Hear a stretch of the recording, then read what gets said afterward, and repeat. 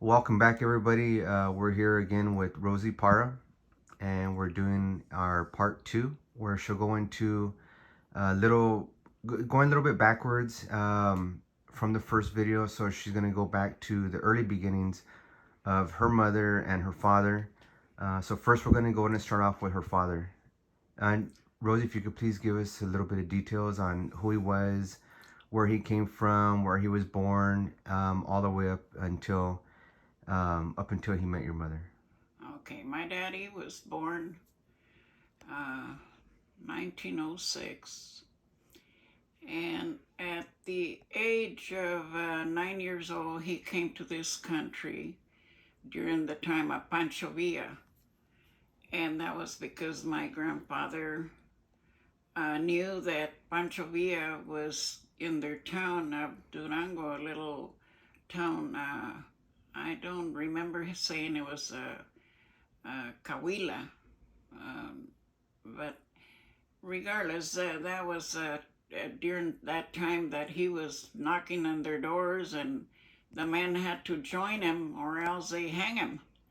And that's why my father, my grandpa, he during the mid hours he got his children and took a train to get to as far as uh, Texas. What is that? Texas.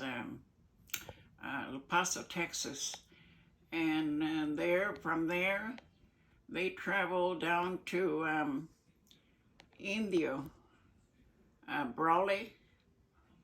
Did he come when he came? Did he come with any other relatives, or he came on his Oh, own? he had a new wife and had little brothers and sisters, and he was 9 years old.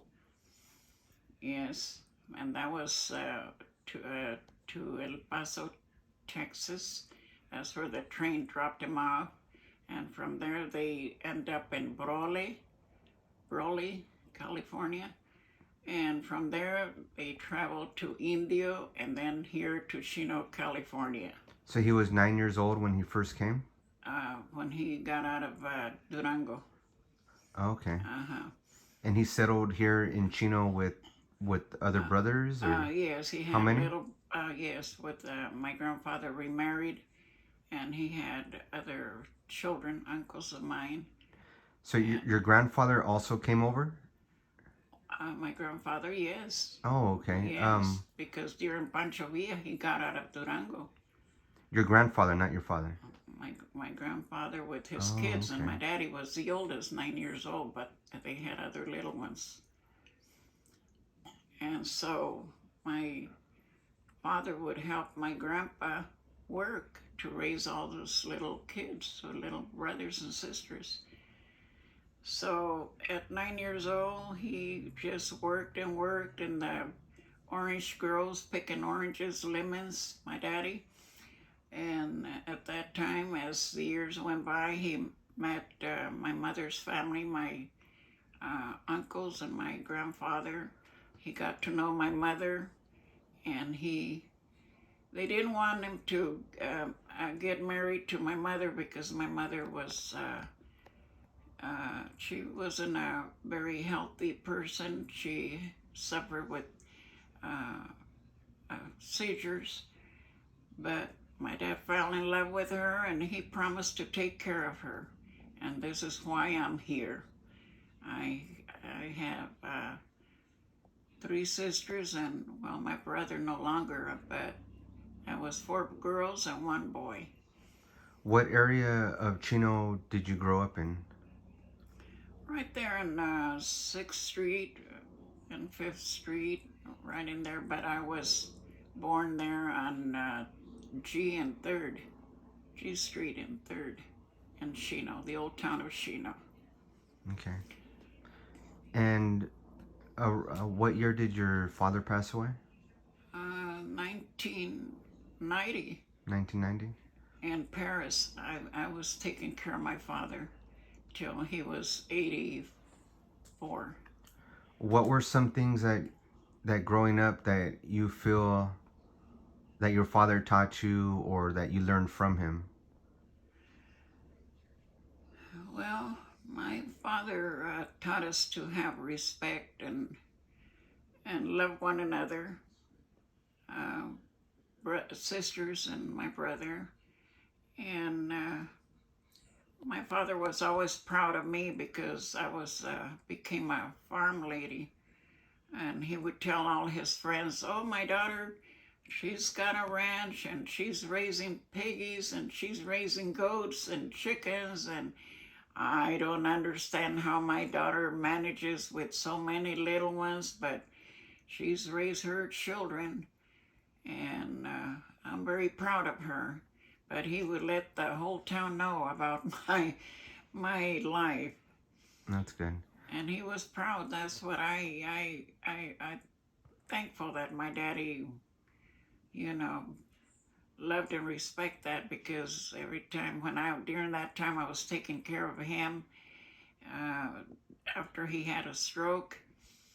I had little ones, but I was always a busy woman.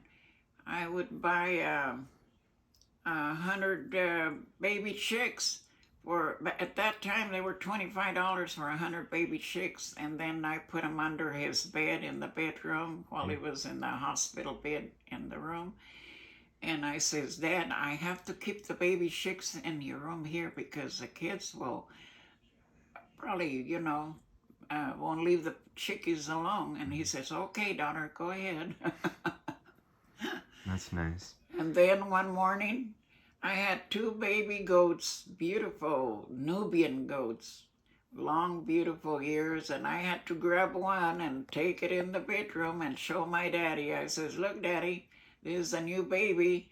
And he says, "Oh, my daughter, this is a good breed. He's beautiful. Oh, my." But that time my daddy was bedridden, so that's how it was, and he loved every part. He told me one day, "Daughter, if I would have known that I was going to be so happy here with you, I would have come over here with you a long time."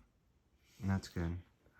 And so let's go ahead and go a little bit into um, how he met your mother, and then go into the part where with when you and your sisters were born and your brother, and how life was from there. Well, when he met my mother, it was through my grandpa and my uncles, and he fell in love with my mother, and they didn't want them to get married, but my dad promised to take care of her. But when he married her, we started having a baby after another, because we're almost a year apart, some of my sisters mostly. And we had to work and make a living and couldn't take care of her 24 hours. And at times she would get, fall with a seizure and end up in the hospital. But I had my aunts, relatives that they would help take care of us during that time. But as the years went by, I would see my mother. She would they let her come home with us. And here in Chino Hills, I would end up maybe 2 days out of the week or other weeks, but because of her seizures, illness, she couldn't stay or live with us much because she was not used to children around. So that's how it was through the years. So around what year was it where she was started to be taken care of by other family members? Like around what year? What year was it? Or like around what? Like, were you a teenager? Were you under the age of 10 Oh, when no, she? no. At that time, I had all my kids already. I had all my kids, and she couldn't be around too many kids because that would make her kind of nervous and uncomfortable. She couldn't because of her illness. Was it? That was back in 1980. I think around there. Was it in the 80s? Or Tinker was probably a baby. I don't remember. But it was here in Country Club. What year was it that she passed away? 5 years. I think 1975. Okay. So it was mid 70s and you already had all your children. Um, so she was, involved in your life, but not as much as because of her illness that kind of kept her away a little bit and being Yeah, taken care of by other family members. yeah. So we'll go ahead and start with. So we went into your father, where he was from, how he ended up in Chino, his life in Chino, his family. We went into a little bit of your mother and how they met and their early life up until they passed away. So you can go ahead and start a little bit about her bloodline, Well, and go ahead and explain one side and then explain the other side, so anybody viewing it won't get confused. So if you want, you can go ahead and do the, talk about the Costa-Noan part first, of how she has that lineage. well, You might want to go into detail because it does, if you don't go into detail, it is kind of difficult to keep track of it, hmm to keep track of what you're talking about. And then we'll go into the Gabrielino part. okay. My my mother's father, he's a full-blooded, was a full-blooded Costanoan Rumsen Carmel tribe. My mother's father, and my mother, her mother, she's the one that is Garbelino from the Prado area. So when my grandpa and my grandpa and my grandma met, uh, he was a Costanoan and my grandmother Garbelino. That's my mother's parents. And what were their names? And my grandfather was Guadalupe Rodriguez, and my grandma was Cecilia Grijalva.